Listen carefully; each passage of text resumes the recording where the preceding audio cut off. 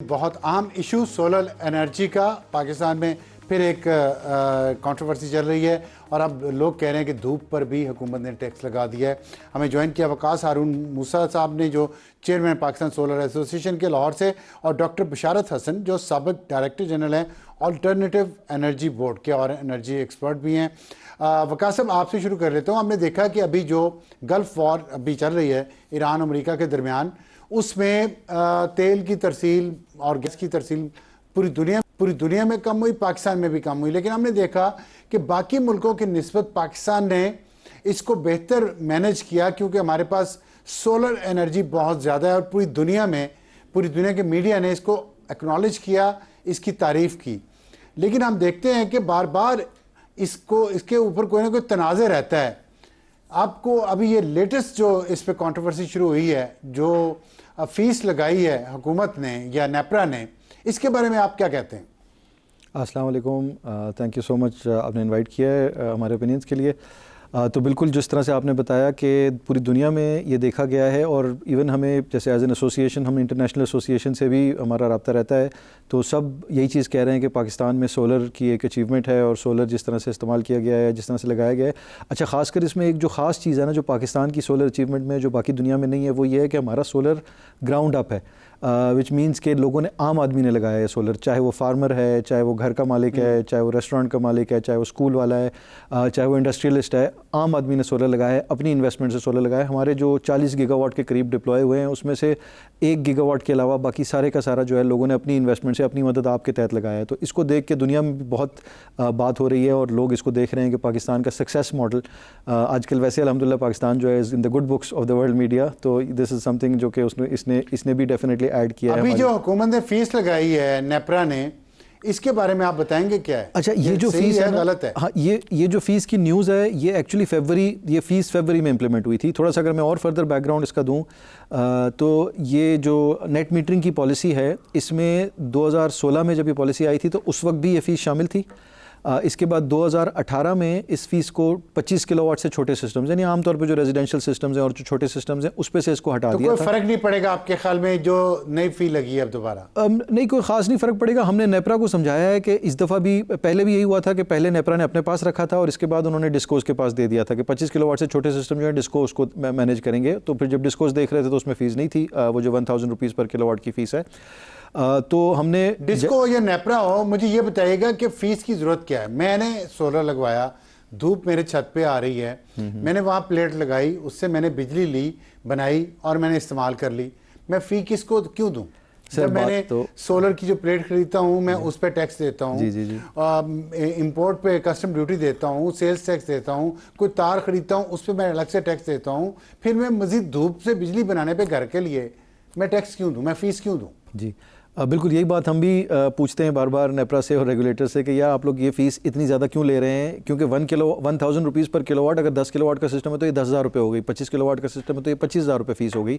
और हम इनसे ही पूछते हैं, आप बड़े बड़े IPPs के जब जनरेशन लाइसेंस प्रोसेस करते हैं तो उनकी मेगावाट के प्रोजेक्ट्स की फ़ीस चंद लाख रुपये में होती है, तो इधर आप 10 किलोवाट के प्रोजेक्ट पर 10,000 रुपये और 20 किलोवाट के प्रोजेक्ट पर 20,000 रुपये मांग रहे हैं, तो ये फ़ीस बहुत ज़्यादा नहीं है। बेसिकली ये फ़ीस इस चीज़ की है कि लाइसेंस को प्रोसेस करने के लिए जो पेपर वर्क होता है, यानी बेसिकली 2 कागजात भरने होते हैं, 2-3 चीज का लाइसेंस, वही तो पूछ रहा हूँ ना मैं। ये जो मैंने अपने घर के लिए बनाने, मुझे क्यों लाइसेंस चाहिए? मैं आपको लाइसेंस जो चाहिए होता है वो चाहिए होता है जो ग्रीन मीटर लेते हैं ना, तो ग्रीन मीटर की जो प्रोसेसिंग होती है जिसमें ये रिकॉर्ड करते हैं कि ग्रीन मीटर अगर मैं नहीं लेता, फिर आपको जरूरत नहीं है। अगर मैं ग्रीन मीटर नहीं लेता, हाँ, फिर तो आपने लाइसेंस के लिए अप्लाई नहीं करना। हाँ, फिर आपको जरूरत नहीं। ये सिर्फ उन लोगों के लिए जो नेट मीटरिंग के लाइसेंस या नेट बिलिंग जिसका नाम हो गया उस पर अप्लाई करते हैं।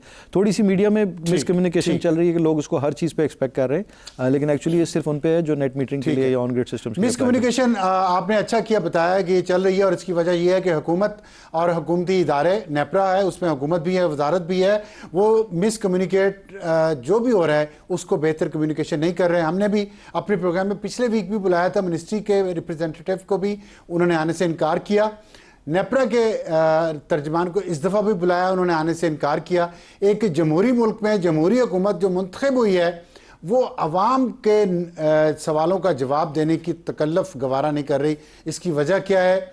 इतना तकब्बर है या अपने आप को जवाबदेह नहीं समझते? इसके बारे में वो खुद बता सकते हैं। हमारा ये प्लेटफॉर्म हाजिर है अगर वो आपके आके जवाब देना चाहें। डॉक्टर बिशारत साहब, ये बताइएगा कि आपसे प्रोग्राम से पहले बात हो रही थी हमारे फॉसिल फ्यूल से एनर्जी पैदा करने पे माफिया ही कह लें, फ्यूल आ रहा है, LNG आ रही है, गैस आ रही है, कोयला दूसरे मुल्कों से आ रहा है, लेकिन अपने मुल्क में अल्लाह ने एक नेमत दी है धूप की।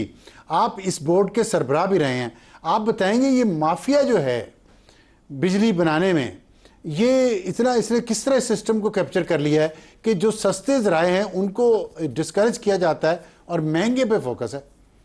देखिए, ऑल्टरनेटिव और रिन्यूएबल एनर्जी के ज़रिए बिजली पैदा करने के लिए 2003 में एक बोर्ड बनाया गया और प्राइम मिनिस्टर सेक्रेटेरिएट में इसका दफ्तर रखा गया। इनको यही काम दिया गया कि आपने 10,000 मेगावाट्स पैदा करने हैं थ्रू ऑल्टरनेटिव और रिन्यूएबल एनर्जी, जिसमें कि बिजली का जो सोर्स होता है वो फ्री होता है। मतलब अगर सोलर से आप ले रहे हैं तो अब उसकी कोई कमी नहीं ले रहे हैं, या हवा से ले रहे हैं, या बायोमास से ले रहे हैं, या वेस्ट से ले रहे हैं, वो सारा फ्री है। जियोथर्मल से ले रहे हैं, ठीक, आपके लिए फ्री होता है। और पानी से ले रहे हैं, या पानी से ले रहे हैं, पानी भी बहुत बड़ा सोर्स है। तो इसको डिस्करेज किया जाता है क्योंकि अगर आप 1 मेगावाट बना देते हैं ऑल्टरनेटिव एनर्जी से तो उतना जो है तेल या LNG या इंपोर्टेड कोयला कम इंपोर्ट होता है।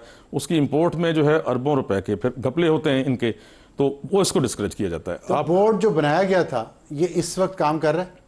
बोर्ड को ख़त्म करवा दिया गया। आप हैरान हो जाएंगे, ये इमरान खान के दौर में इसका बाकायदा हमने एक्ट पास करवाया था 2010 में इस बोर्ड का।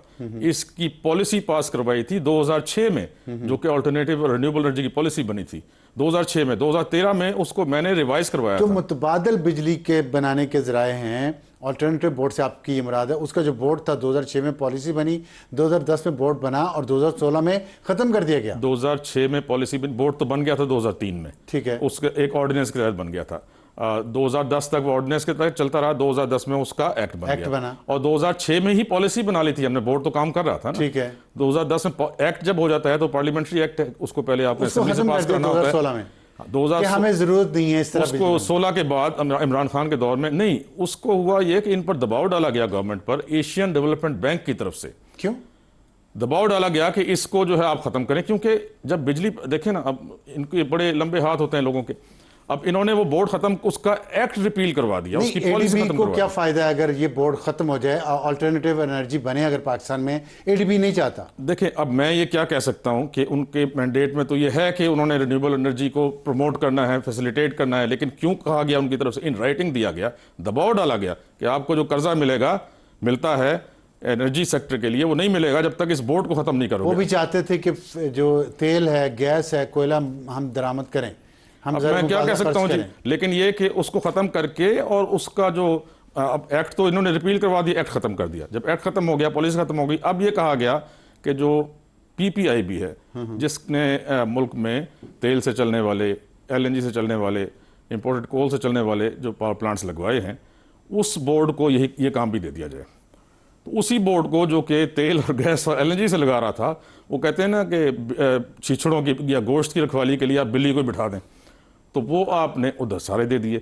अब उसी बोर्ड को कहा गया, और उस वक्त से 2016 से कितना पोटेंशियल है पाकिस्तान में? मैं बताऊं ये जो इंपोर्टेड हम फॉसिल फ्यूल मंगवाते हैं, जी जी, पैसा खर्च करके ज़र मुबादला, उसके बगैर बिजली बनाने के पाकिस्तान को जो कुदरत ने जो मुफ्त के ज़राए दिए, कितनी? मैं आपको बताऊं कि पाकिस्तान में सर्दियों में सिर्फ 8,000 मेगावाट्स की रिक्वायरमेंट है, गर्मियों में 22,000 मेगावाट्स की है। 22,000 से ऊपर आप ग्रेड ही नहीं ले सकता, उसको अपग्रेड ही नहीं करते। वैसे तो 29,000 मेगावाट तक चली जाती है, लेकिन आप दे नहीं सकते क्योंकि 22,000 से ऊपर आप अपग्रेड। आपने लगा कितने दिए? 46,000 मेगावाट के पावर प्लांट्स। ये आप कैपेसिटी पेमेंट्स दे रहे हैं ना, जिससे आपका ग्रिड की बिजली जो है इतनी महंगी हो गई है, 60 रुपए का यूनिट और कमर्शियल 70 रुपए का यूनिट, जो कि रीजन में इंडिया, बांग्लादेश, नेपाल वगैरह से 4 गुना ज़्यादा कीमत का है। तो आपकी इंडस्ट्री भी कम्पीट नहीं कर सकती। तो हमने रिसोर्स मैपिंग करवाई 2006 में US NREL के जरिए, यूनाइटेड स्टेट्स के जरिए। 3,25,000 मेगावाट का पोटेंशियल हमें बताया गया सैटेलाइट मैपिंग से विंड का, जिसमें से 50,000 सिर्फ कराची के नजदीक घारो केटी बंदर का जो कॉरिडोर है, विंड कॉरिडोर से कहते हैं। 3,50,000 मेगावाट, जबकि आपकी सिर्फ 22,000 टोटल रिक्वायरमेंट है। ये रिक्वायरमेंट है हवा से है, सिर्फ हवा से, और 50,000 एक जगह से। तो 50,000 एक जगह से, और सिंध में, और सूरज से सिंध में दूसरी बात हमने नहीं की कि सिंध में थर्कोल जो इतना मौजूद है, फिर इंपोर्टेड कोल पे क्यों लगाया गया। अच्छा, दूसरा सोलर का 2.9 मिलियन मेगावाट का 29 पोटेंशियल, लाख 2.9 मिलियन मेगावाट्स का पोटेंशियल है। 29 अंदाजा लाख करें जी, अंदाजा करें, अंदाजा ही कर रहा हूं आपकी रिक्वायरमेंट कितनी। बायोमास, अब बायोमास में क्या आता है, बगास आपने सुना होगा, जो शुगर इंडस्ट्री का ये गन्ने का फोक जब वो निकाल लेते हैं ना रास्ते, फोक बकता है, इससे बिजली बनाने के लिए मैंने पॉलिसी बनवाई, 2013 में वो अप्रूव करवाई। 2006 में तो जो बनी थी वो विंड, सोलर और स्मॉल हाइडल के लिए थी। 2013 में हमने उसमें biomass, waste to energy, biogas, biofuel भी डाल दिया। बायोमास का 5000, मैं सिर्फ यहाँ खत्म कर रहा हूँ, बायोमास का 5000 मेगावाट्स का पोटेंशियल है। आपका सारा इस वक्त 4500 मेगावाट्स का शॉर्टफॉल है, जिससे लोड शेडिंग हो रही है। 5000 सिर्फ आपको एक इंडस्ट्री से हम देते हैं, शुगर इंडस्ट्री से, जो कि नहीं लेते हैं। डॉक्टर बशार साहब बहुत शुक्रिया, हम बहुत अच्छी आपसे बात हो रही थी, लेकिन वक्त हमारे पास कम है। वकास हारून साहब बहुत शुक्रिया। तो 22,000 मेगावाट या 29,000 मेगावाट तक हमारा ग्रिड स्टेशन उठा सकता है। बनाते हैं हम 42,000, तो ग्रिड स्टेशन पे किसने इन्वेस्टमेंट करनी है, किसने प्लानिंग करनी है,